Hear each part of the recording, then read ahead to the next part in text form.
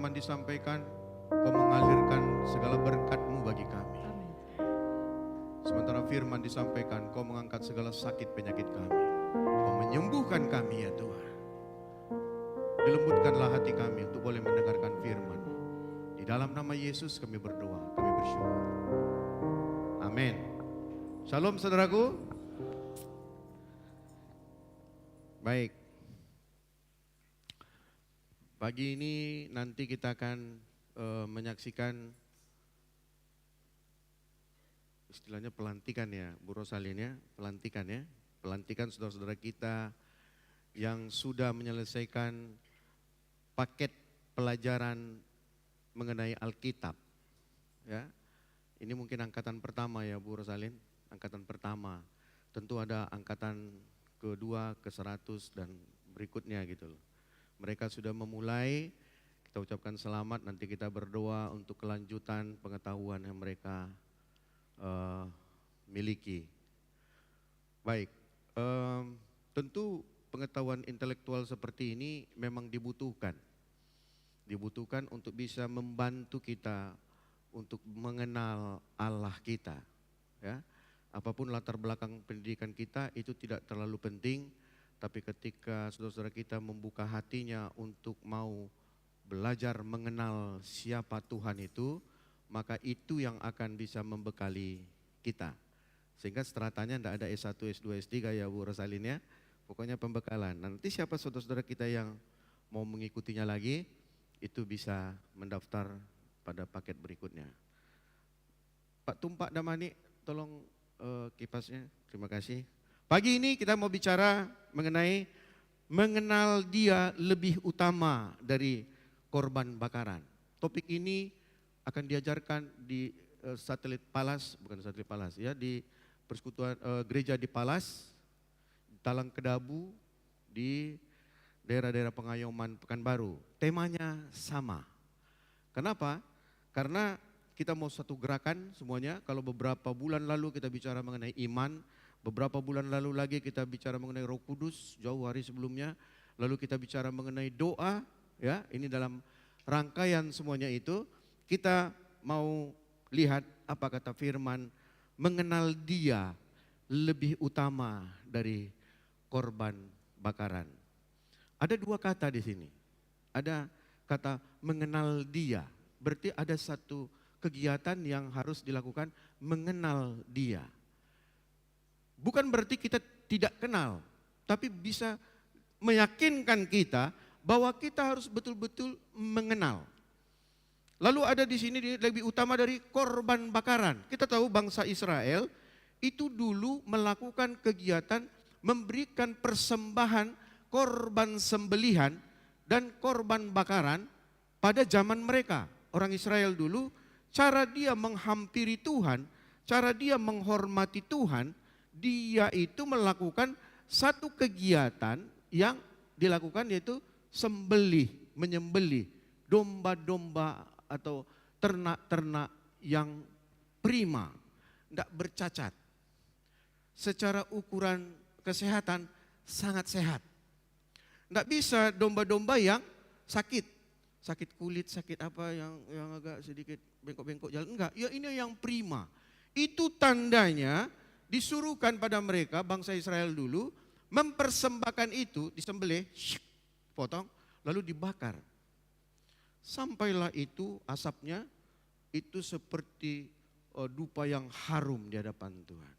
Sebenarnya yang Tuhan mau bukan acara potong memotongnya.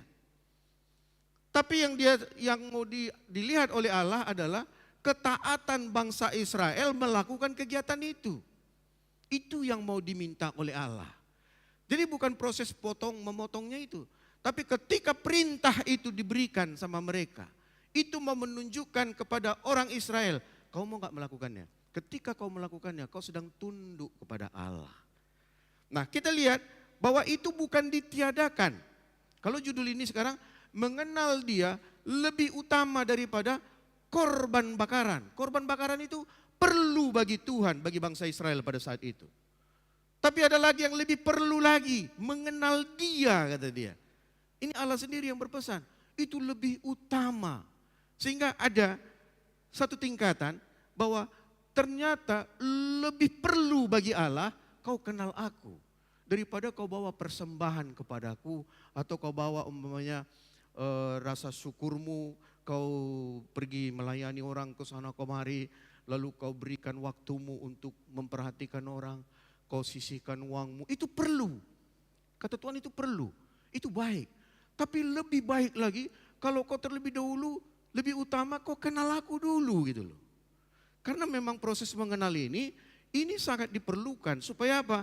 Kita tidak curiga kepada Allah.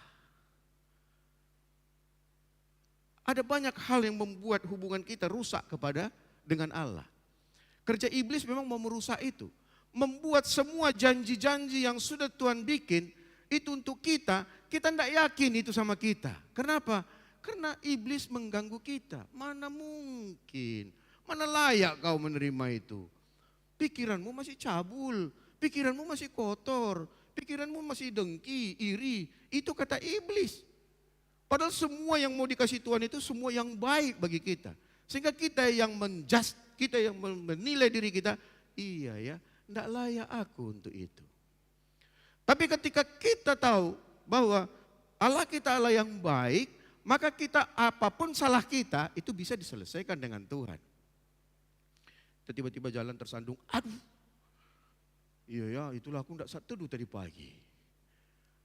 Ya, kita kira Tuhan sekejam itu, begitu kau tidak berdoa, begitu kau tidak baca firman, kau langsung kena hukum, kena tabrak beca, kau kena tabrak motor, uangmu hilang, dompetmu dicopet orang. Kita kira Tuhan sekejam itu. Tapi ketika kita kenal siapa Tuhan kita tetap pegang janji Dia, kita tetap percaya Dia tetap Allah yang besar. Amin. Saya mengambil contoh ketika ada seorang datang mengata-ngatai saya. Pak Peter, kata Pak Gunawan, Bapak itu pelit kali. Bapak itu jahat kali pikirannya. Ya, terus saya kan kenal sama Gunawan. Nggak mungkin lah Gunawan ngomong gitu. Hubungan saya sama Gunawan tetap baik. Tak curiga saya, kenapa? Saya kenal Gunawan. Gunawan Sembiring maksudnya ya. Saya kenal Gunawan. Ya, kalaupun ada saya dengar ngomongan-ngomongan segitu, tak terlalu saya percaya. Kenapa? Saya kenal Gunawan. Tapi ketika saya tidak kenal Gunawan, oh iya ya, apa lagi katanya mengenai aku? Apa? Saya semakin membara, semakin membenci. Tapi ketika saya kenal dengan orang itu, yang kata orang itu mengata-ngatai saya bilang, psst, ketika iblis datang pada kita, Allah itu kejam. Dia itu baik sama para pelayan saja. Dia baik kepada pendeta-pendeta saja. Hei iblis, tidak, kita bilang. Kita kenal dengan Allah kita. Sehingga kita tetap teguh kuat bahwa Allah yang kusembah itu Allah yang setia. Terus kenapa tidak terjadi? Karena aku tidak setia. Oh dia Allah yang setia, walaupun aku tidak setia, maka aku menjadi setia. Kira-kira begitu dia. Sehingga fungsi mengenal itu menjadi penting dalam kita. Kisah bangsa Israel, zaman dia pindah mereka dari Mesir ke tanah Kanaan, itu begitu banyak kejadian-kejadian yang membuat orang Israel sebenarnya senang. Dia melewati laut, dikejar-kejar oleh orang Mesir. Ya, sepertinya tidak ada jalan. Lalu laut terbelah, kan begitu dijelaskan di sini. Ya, mereka bisa lewat, aman dari kejaran itu. Di padang pasir itu banyak ular beludak, ular berbisa. Sebenarnya setiap saat bisa dicotok, bisa diterkam, dicotok. Tahu dicotok ya? Bahasa Minang dia. Dipatuk, dipatuk itu bahasa Indonesia. Ya, tapi bangsa Israel bisa lepas dari situ. Waktu nggak ada makanan, turun mana? Ya? Waktu mereka nggak ada makanan, turun daging. Di padang pasir ada air. Di tempat yang secara logika tidak dapat apa-apa, Tuhan sediakan. Tapi coba kita lihat kelakuan bangsa Israel. Nyembah Tuhan enggak dia? Bandel malah. Mereka mengalami kesulitan yang dia buat patung-patung. Dia cetak itu patung dari emas. Itu yang dia sembah-sembah. Ya, nggak tahu saya cara nyembahnya gini atau cara gini, nggak tahu saya. Tapi dia sembah itu. Apa artinya? Zaman orang Israel dulu, walaupun dia sudah melihat kebesaran Tuhan, dia lihat bagaimana perlindungan Tuhan, tetap pikirannya beralih kepada apa yang terjadi pada saat itu. Dia muncul ada masalah, yang dia pikirkan bukan Allah yang sudah membebaskan mereka dulu. Dia mulai berpikir menurut konteks mereka pada saat itu, mungkin inilah dia. Dia lihat bangsa-bangsa lain mungkin memuji-muji dia. Maka dia mulai beralih bukan kepada Allah, kepada kebesaran penilaian manusia. Ibu-ibu mungkin melahirkan anaknya secara normal. Ya. Ada orang yang melahirkan anak itu sangat luar biasa bertarungnya. Lewat itu, ibu-ibu mungkin tidak merasa bahwa ini kebesaran Tuhan. Dulu aku punya sepeda, sekarang aku sudah Tuhan kasih motor, dikasih mobil. Sepertinya itu biasa-biasa saja. Ya, kita anggap bahwa berkat-berkat Tuhan yang datang pada kita hari ini, itu sepertinya normal biasa-biasa saja. Padahal itu kesempatan Tuhan sedang membilang, aku besar, aku peduli akan kebutuhanmu, kehidupanmu. Tapi ketika kita tidak mau mengenal Allah, kita tidak pernah merenungkan semua itu karena kebaikan Tuhan bagi kita. Tidak pernah kita merasa kita kira itu karena prestasi kita. Kita kira itu karena kehebatan kita. Karena kita jago melobi orang, karena kita jago untuk meyakinkan orang, karena kita giat bekerja, karena kita banyak relasi, kita pikir bahwa berkat yang datang semua itu karena kehebatan kita. Kenapa itu? Karena tidak pernah kita kasih waktu kita untuk kita mengenal siapa Allah kita. Mari kita lihat di dalam Hosea 5 ayat 15 sampai dengan Hosea 6 ayat 1 sampai 6. Kita baca berganti-gantian. Hosea 5 ayat 15 sampai dengan Hosea 6 ayat yang ke 1 sampai 6. Saya baca yang ganjil, saudara yang berikutnya kita berganti-gantian. Hosea 5 ayat 15 dan sampai dengan Hosea 6 ayat 1 sampai 6. Demikian firman Tuhan. Aku akan pergi pulang ke tempatku sampai mereka mengaku bersalah dan mereka mencari wajahku. Dalam kesesakannya mereka akan merindukan aku.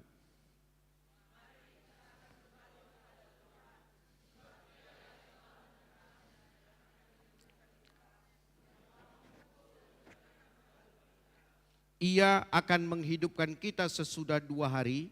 Pada hari yang ketiga ia akan membangkitkan kita dan kita akan hidup di hadapannya.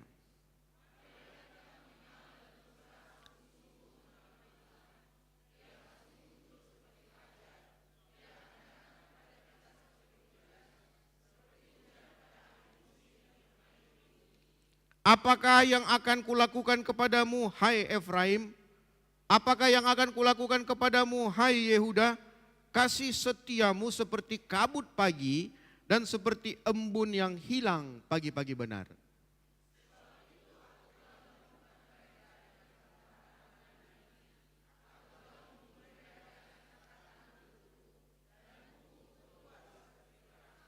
Ayat 6 kita baca sama-sama. Sebab aku menyukai kasih setia dan bukan korban sembelihan, dan menyukai pengenalan akan Allah lebih daripada korban-korban bakaran. Hosea 5 ayat 15 katakan, aku akan pergi pulang ke tempatku, ini perkataan Allah, sampai orang Israel itu mengaku bersalah dan mencari wajahku.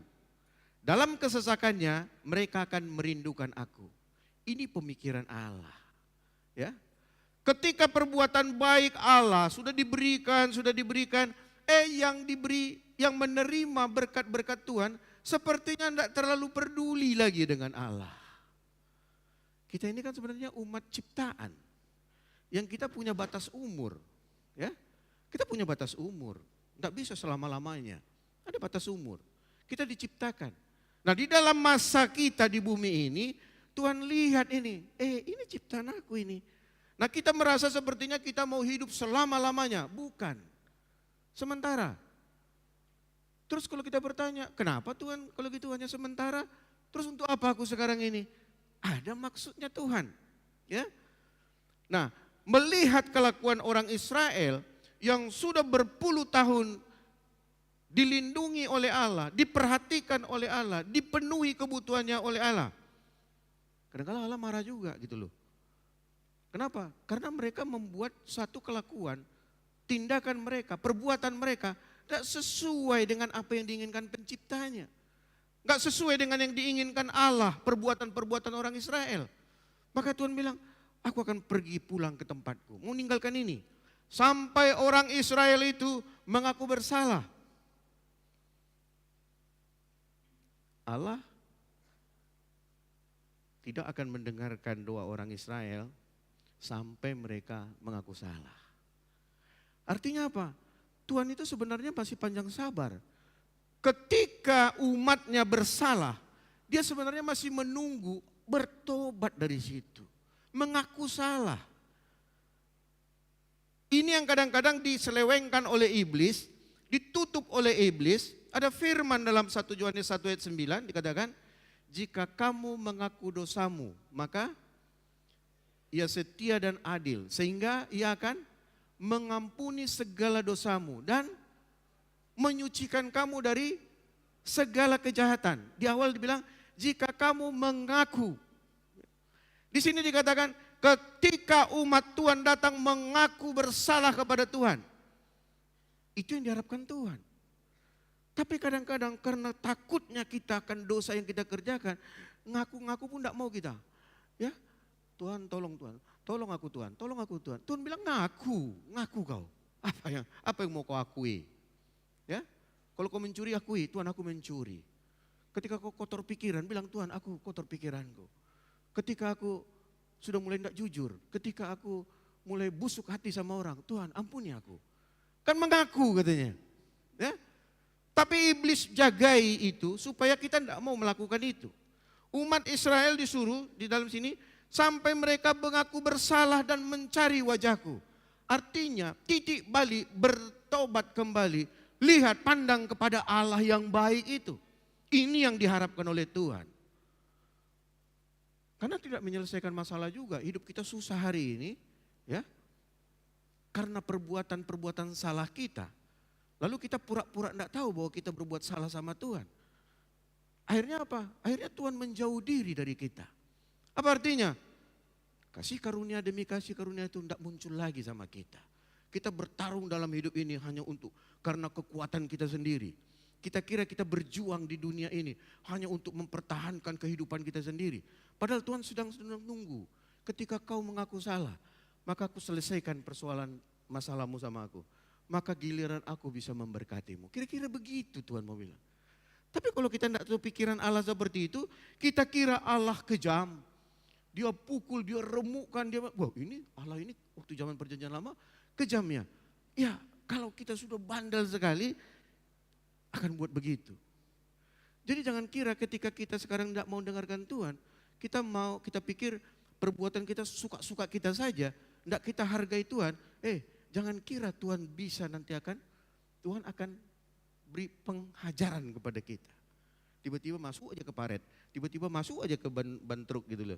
Bisa aja begitu. Jangan sampai Tuhan menghajar kita karena kebebalan kita, karena kita kira kita ini sudah hebat sekali gitu loh.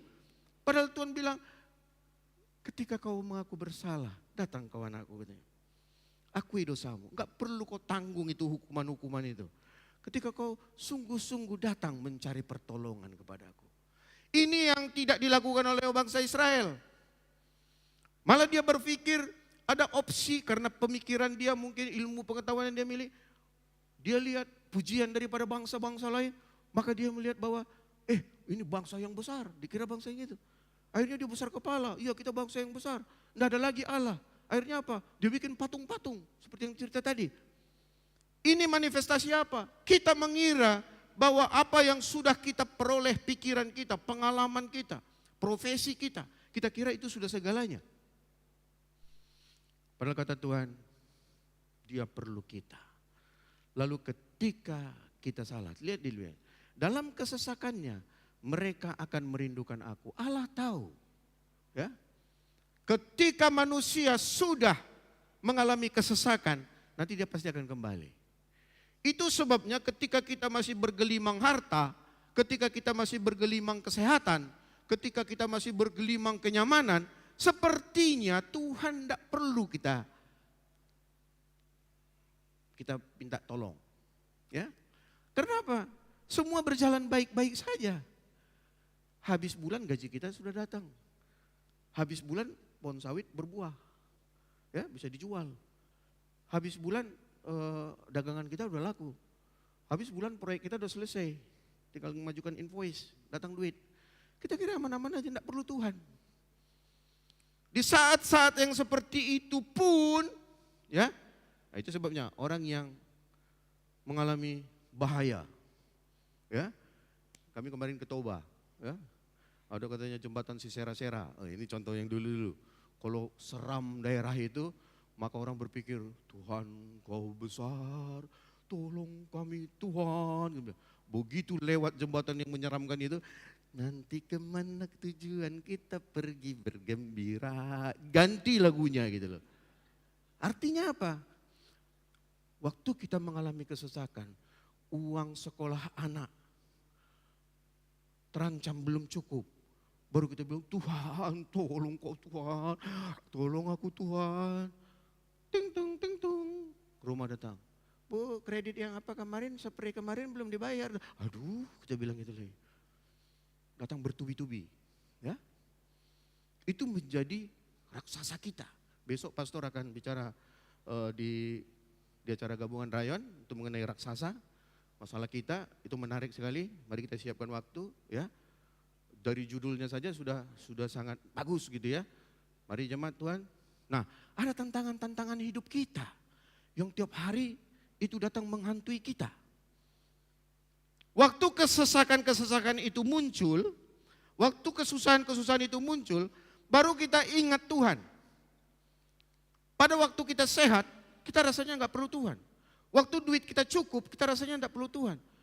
Kata Tuhan, kenal aku, mau kau lagi senang, lagi kau banyak duit, kau lagi banyak kesempatan kau untuk berbisnis, kesempatan kau banyak diterima orang, kau dipuji-puji orang. Ingat Tuhan, ingat ada Tuhan. Karena apa? Karena Tuhan sangat peduli untuk kehidupan kita. Kadang-kadang kita lalai. Tapi Tuhan tahu, pasti kau mau datang waktu kau kesesakan. Orang yang sudah keterlaluan aja, sudah susah, sudah tidak punya apa-apa, tidak mau datang sama Tuhan, itu lebih parah lagi. Itu sangat parah. Ya, sudah tidak punya apa-apa, sombong lagi sama Tuhan, itu paling parah.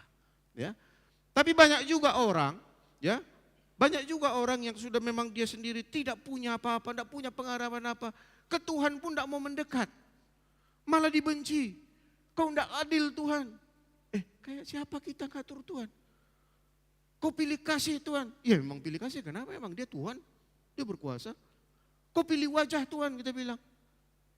Ya itu urusan Tuhan, karena dia yang berkuasa. Tidak ada hak kita untuk menuntut Tuhan seperti itu. Jika sudah ada masalah, barulah kita datang kepada Tuhan. Sebenarnya ini bukanlah yang Tuhan inginkan, konsep yang seperti ini. Di dalam ayat yang Hosea 6 ayat 1, ini nubuatan Hosea dikatakan, mari kita akan berbalik kepada Tuhan sebab dialah yang telah menerkam dan yang akan menyembuhkan kita, yang telah memukul dan yang akan membalut kita. Di sini dinubuatkan oleh Hosea di sini bahwa dia mau mengajak umat Israel waktu itu, ayo bertobatlah kita, bertobatlah. Bertobatlah dari kelakuan-kelakuan kita. Kita setelah menerima Tuhan Yesus, ya, itu dikatakan kita bertobat. Ya. Tetapi pada kesehariannya Tuhan juga menginginkan kita bertobat dari setiap kelakuan kita. Kenapa? Karena ketika kita terima Tuhan Yesus, tubuh kita masih tubuh yang lama. Ya. jiwa kita pun masih jiwa yang lama. Roh kita yang baru, ya. Roh kita yang berhubungan dengan Tuhan itu yang baru, diperbarui itu. Tapi rambut kita masih tetap sekeriting yang seperti yang dulu, ya. Gaya jalan kita pun masih seperti gaya yang jalan yang dulu gitu loh. Terus cara pikir kita pun begitu juga. Nah ini yang disuruh Tuhan bertobat. Begitu kita mengenal Tuhan, baru kita selaraskanlah. Oh iya, aku cara bicara gak boleh lagi remeh sama orang ya. Kenapa? Diajarkan Tuhan.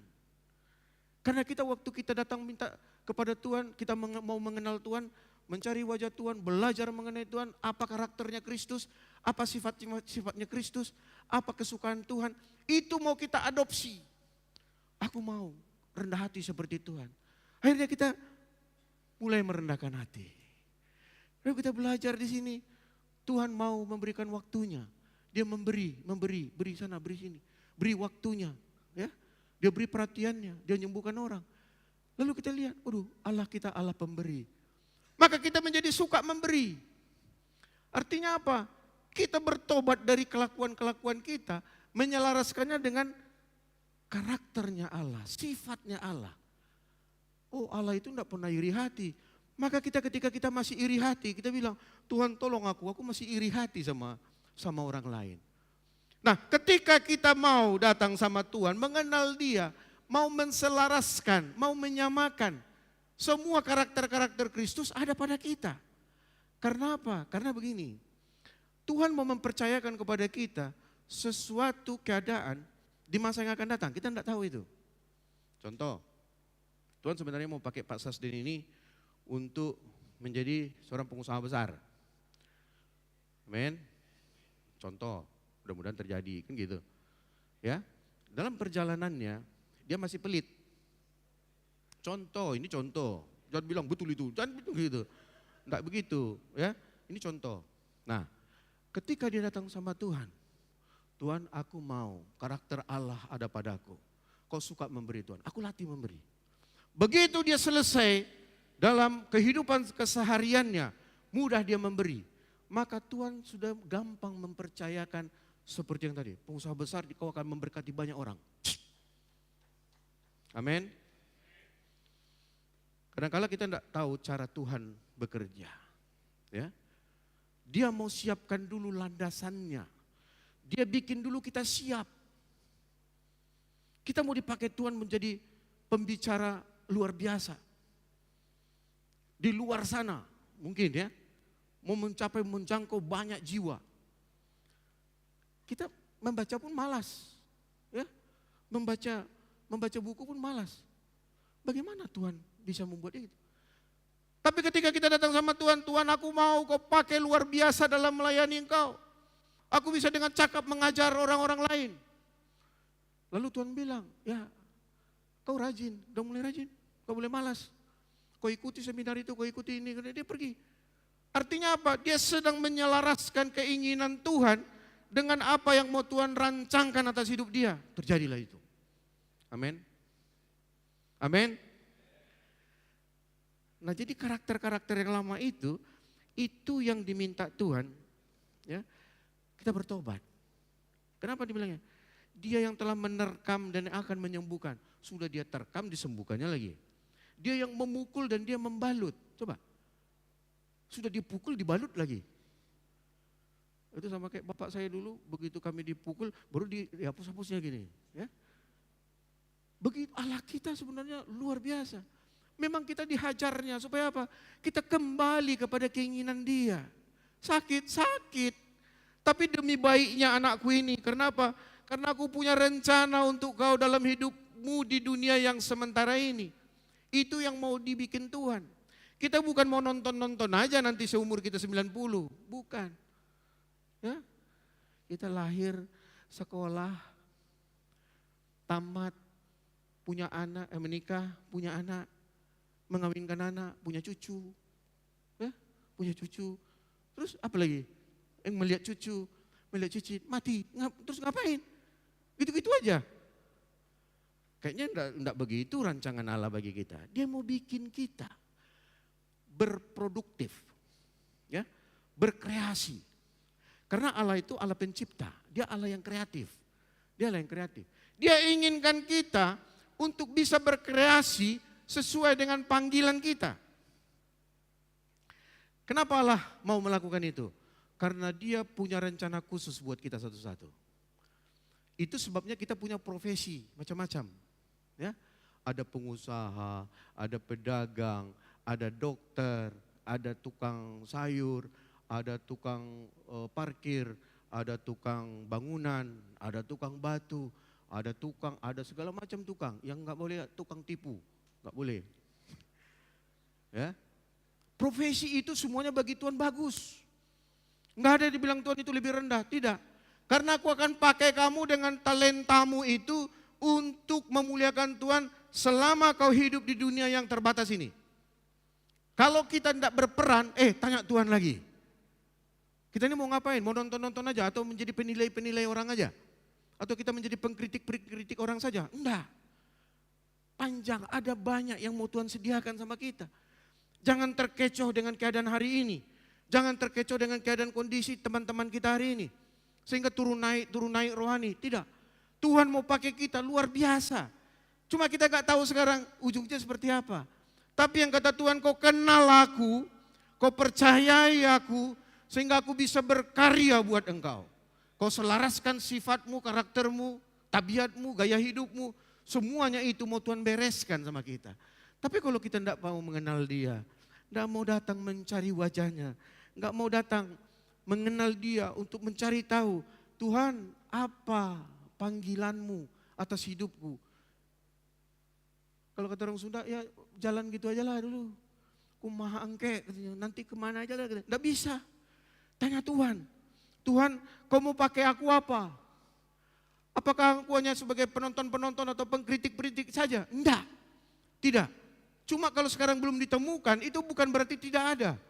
Kita saja yang kurang datang mengenal Tuhan. Apa Tuhan yang khusus untuk aku? Kalau kau buat aku jadi profesi ini, buat seperti yang kau inginkan Tuhan, maka akan menjadi lebih kembang. Amin. Ia akan menghidupkan kita sesudah 2 hari. Pada hari yang ketiga ia akan membangkitkan kita. Dan kita akan hidup di hadapannya. Marilah kita mengenal dan berusaha sungguh-sungguh mengenal dia. Ini ada kata sungguh-sungguh. Jadi mengenal dia bukan sekedarnya, bukan mut-mutan. Ya, bukan pada kalau aku suka. Mengenal Tuhan itu serius, serius dia. Ada kalau orang cerita serius berarti ada satu waktu yang disiapkan secara khusus. Itu artinya serius. Sungguh-sungguh itu nggak bisa sambil-sambilan. Ya, memang serius mengenai sesuatu. Mengenal Tuhan itu serius. Dia mau kenal betul. Tuhan itu karakternya seperti apa? Tuhan itu keinginannya seperti apa? Karena di sini dikatakan, ketika kita mengenal Dia dan berusaha sungguh-sungguh mengenal Dia, Ia pasti muncul seperti fajar. Hosea menubuatkan bahwa ketika kita sungguh-sungguh datang kepada Tuhan, maka Tuhan akan menghampiri kita, memberikan hujan pada musimnya. Ya, ini kalau dibilang ada hujan di musim semi, itu saat orang membajak, menanam, itu perlu air kan? Perlu air. Di saat perlu air, di situ datang hujan. Nah, waktu menuai pun di musim dingin, waktu orang menuai, itu dibutuhkan juga air. Hujan turun. Di saat kita membutuhkan sesuatu, disitulah datang pertolongannya Tuhan. Jadi dengan tiba-tiba, seperti pastinya datangnya hujan, begitulah Tuhan datang kepada kita. Begitu Tuhan datang memberkati kita. Begitu Tuhan datang mempercayakan kasih karunia demi kasih karunia kepada kita. Kenapa? Karena kita sungguh-sungguh mencari Dia. Enggak sekali-sekali, bukannya atau musim-musiman gitu ya. Ayat 4 dikatakan di sini, apakah yang akan kulakukan kepadamu, hai Efraim, apakah yang akan kulakukan kepadamu, hai Yehuda? Ini perkataan Allah. Apa katanya? Kasih setiamu seperti kabut pagi dan seperti embun yang hilang pagi-pagi benar. Ini penilaian Tuhan kepada bangsa Israel waktu itu. Kasihnya itu kepada Tuhan dinilai oleh Allah itu seperti embun. Menguap, kalau udah ada panas matahari, menguap.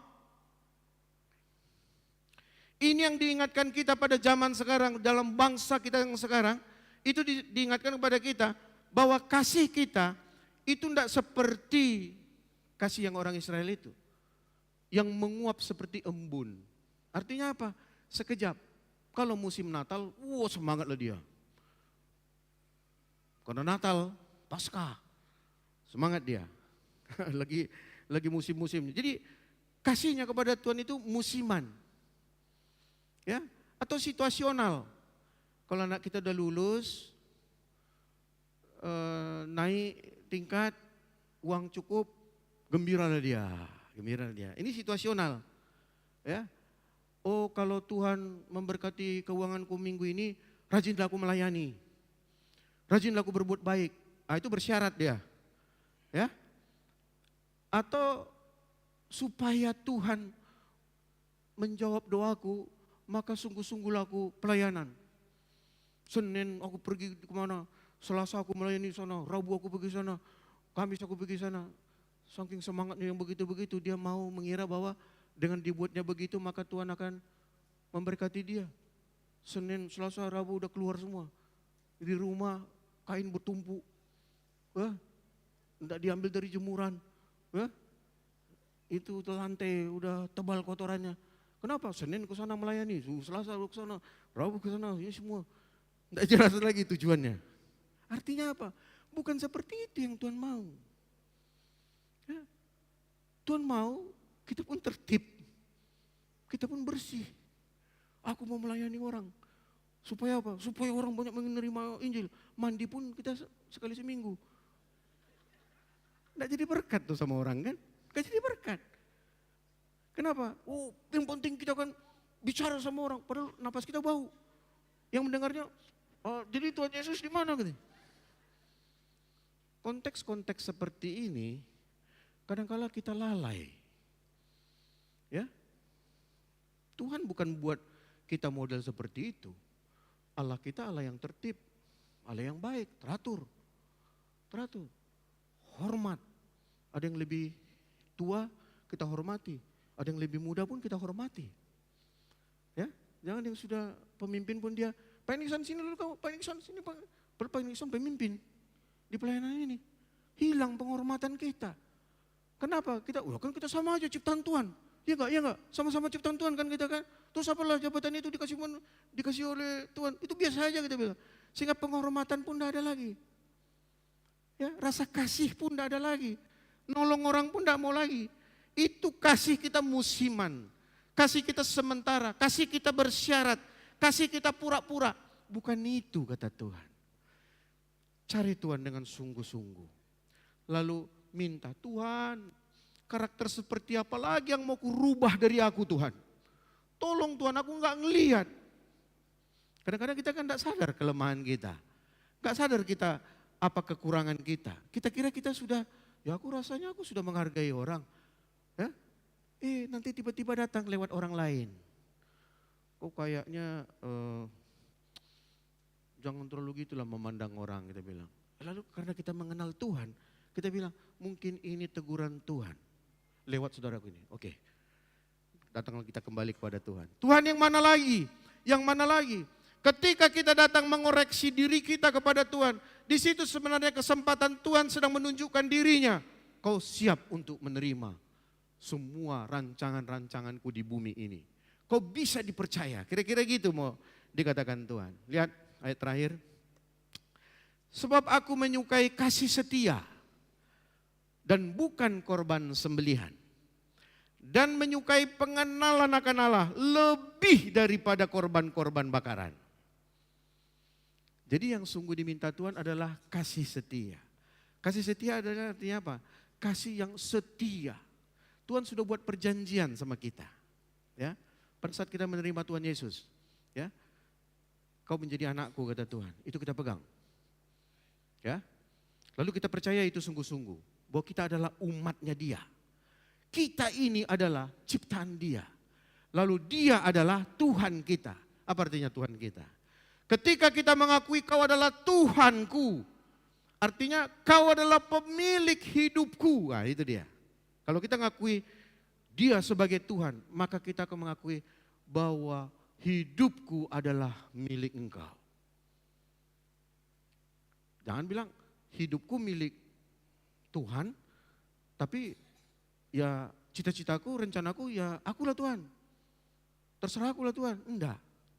Kalau kita bilang kau Tuhanku, kau pemilik hidupku, maka wajiblah kita, mari tanya sama Tuhan. Tuhan mau kau buat apa aku di bumi ini? Mau kau pakai apa aku Tuhan? Maka ketika kita tanyakan itu sama Tuhan, Tuhan yang akan memperlengkapi kita. Kau mau kubuat menjadi seperti ini, maka yang kau perlukan adalah ini dan itu. Gitu. Saya enggak tahu itu. Ya, yang saya tahu caranya. Karena saya pun masih sedang juga untuk memperjuangkan seperti ini. Saya terus tanya Tuhan, pokok pakai apa aku Tuhan? Aku usia 60, mungkin nanti sampai 90, berarti 30 tahun lagi, mungkin. Ya, mungkin. Nah lalu untuk dalam 30 tahun ini, Tuhan mau pakai aku seperti apa? Mau seperti biasa-biasa gini? Enggak, Tuhan aku mau ini. Makanya saya sampaikan kepada Tuhan apa keinginan hati. Itu sebabnya ketika jemaat Tuhan dalam ibadah dibilang, habis doa syukur, ajukanlah, sampaikanlah doa permohonanmu kepada Allah. Nah itu kesempatannya. Tuhan, aku pengen ini Tuhan, aku mau begini. Tuhan aku sesak begini, itu sampaikan. Di dalam ibadah kita ada kesempatan itu. Itu bukan formalitas, itu bukan liturgi. Tapi itu memang kesempatan. Ketika kita beribadah, ada kesempatan itu disampaikan. Kita sampaikan kepada Tuhan. Tuhan aku ingin begini, Tuhan aku ingin begitu, aku ingin suamiku begini, aku ingin suamiku begini, anakku begini. Sampaikan itu. Karena kata Tuhan, sampaikanlah doa dan permohonanmu. Itu kan kata Tuhan. Kadang-kadang kita mengkajinya, itu kan kalau kita ini sungguh-sungguh sekali, kalau kita ini sudah melayani, kalau kita ini sudah pendeta muda, tidak ada itu. Ini yang dikatakan Tuhan, lebih menyukai pengenalan akan Allah. Ketika jemaat Tuhan, kita sama-sama, kita mencari wajah Tuhan. Mencari wajah Tuhan bukan begini, mana yang wajah Tuhan, tuh cari-cari gitu, bukan begitu. Ya, artinya waktu kita mengenal dia lewat apa? Lewat firman-Nya. Caranya seperti itu. Jangan nanti kamu putar-putar di mall di mana aku mau kemana, mau cari Tuhan. Gak tahu kemana-mana, enggak. Pengertian mencari Tuhan, dia ada dalam firman-Nya. Kalau kau enggak punya waktu untuk merenungkan firman, jangan harapkan kau ketemu Tuhan. Tapi ketika kita mau ketemu Tuhan, lalu kita mau tahu apa maksud Tuhan sama kita, punya hubungan pribadi dengan dia. Punya hubungan yang intim dengan dia. Punya hubungan bisa, mungkin bicara-bicara. Ya, itu di kita dengan kita. Tuhan, tolong aku. Tuhan, tolong aku. Tolong ini. Itu artinya kita sedang mengandalkan Tuhan dalam hidup kita. Bukan Tuhan bilang kita tidak bisa memberi perpuluhan lagi. Tidak bisa kasih persembahan. Tidak bisa buat baik. Tidak bisa melayani. Bukan. Tapi yang paling penting dari semuanya itu kau kenal dulu Tuhanmu. Jemaat Tuhan ketika kita sama-sama, kita mengenal bahwa Allah kita itu adalah yang berkuasa. Allah kita itu adalah Allah pencipta. Apa artinya? Dia bisa menciptakan dari yang tidak ada menjadi ada. Dia bisa membuat yang tidak ada menjadi ada. Yang ada menjadi tidak ada. Yang rusak bisa menjadi betul. Itulah Allah kita. Sehingga ketika itu kita percayai, kita tidak percaya lagi pada nasib. Tidak ada lagi kita percaya pada nasib. Kita percaya bahwa Allahku berkuasa. Walaupun secara mata kulihat bengkok, Tuhan bisa luruskan itu. Ketika kita membutuhkan yang lurus. Sakit apapun kita, nah ini dia, kalau kita sakit. Ya, medis bilang stadium 1, 2, 3, 4. Memang otak kita bilang kalau medis sudah bilang 4 itu udah mati. Udahlah, ulun nabadia lah, kan gitu jadinya. Kan itu lagi disarankan kan? Tidak berani lagi orang meminta mujizat di situ. Sementara Tuhan bilang, Dia mau supaya kita mengenal Dia, lalu kita bersama-sama memberi kekuatan itu. Kata Tuhan, Tuhan mampu. Kawan, kata Tuhan, Dia bisa mengubah keadaan ekonomi kita. Kawan, kata Tuhan, Dia bisa menambah pengetahuan kita. Begitulah kita tularkan dengan satu jemaat dengan yang lain. Sehingga kita melihat kebesaran Tuhan terjadi dalam hidup kita. Mari kita tundukkan kepala. Renungkan dalam hidup kita. Allah yang menginginkan kita mengakui salah kita. Allah yang menginginkan kita sungguh-sungguh mengenal Dia. Allah yang menginginkan kita ambil kegiatan apapun itu dalam rangka kita mengenal Dia. Ketika kau belum punya waktu yang khusus untuk membaca firman, sebenarnya kau sedang membuang kesempatan kau mengenal Tuhan. Ketika kau belum datang sama Tuhan berdoa untuk minta karakter apa yang mau diubahkan darimu, sebenarnya kau belum mencari wajah Tuhan. Kenapa? Tuhan siap memberkati kita, tapi Dia memastikan kondisi rohani kita, watak kita, karakter kita, sifat kita sesuai dengan karakternya Allah. Agar leluasa Tuhan bisa memberkati kita. Sampaikan doamu pada pagi ini di tempatmu. Ambil waktu, jangan diganggu oleh kiri kananmu. Sampaikan apa keinginan hatimu. Maukah kau mengenal Allah? Maukah kau sungguh-sungguh mengenal Allah? Ketika kau ambil keputusan, kau mau mengenal Allah. Ke depan ini kau sungguh mau mencari Tuhan, menanyakan sama Tuhan, apa yang Tuhan inginkan dalam hidup, agar karya Kristus, kasih karunia demi kasih karunia, kau bisa dapatkan, kita dapatkan dalam kehidupan kita. Kulihat wajah-Mu,